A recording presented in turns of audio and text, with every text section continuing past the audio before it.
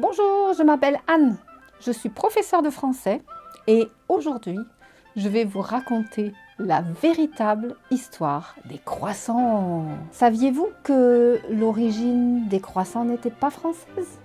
Nous sommes en 1683 et les Turcs sont aux portes de Vienne. Pendant que les citoyens viennois dorment, les Turcs fabriquent un tunnel pour essayer de s'introduire dans la ville.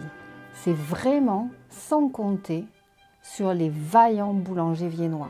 Ils sont déjà en train de fabriquer leurs petits pains, leurs brioches, etc. Et ils entendent le fracas des marteaux turcs. Immédiatement, ils donnent l'alerte et les soldats turcs, surpris, décampent sur le champ. C'est la fête, les Viennois se réjouissent, oh c'est super, on a vaincu les Turcs. Et que vont-ils fabriquer pour fêter cette victoire? Eh bien, les boulangers viennois ont la bonne idée de fabriquer une petite pâtisserie en forme de croissant de lune, qui est le symbole se trouvant sur le drapeau turc.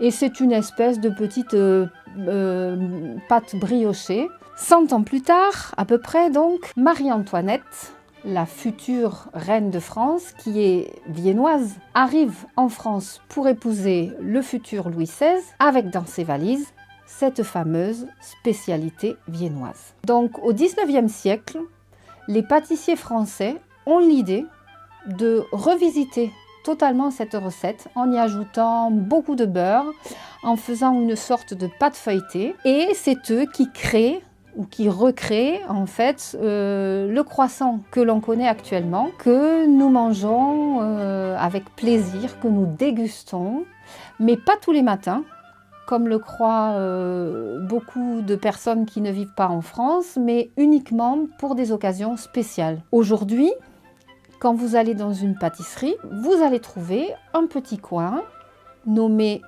le coin des viennoiseries.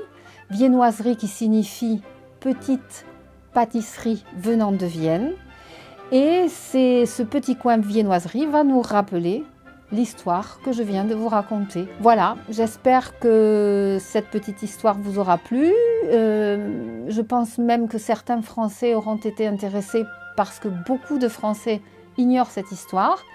Et si ça vous a plu, je vous attends avec vraiment beaucoup de plaisir sur mon site, sur les réseaux sociaux. Vous pouvez regarder le petit message qui s'affiche. Je serai vraiment ravie de vous accueillir. À bientôt!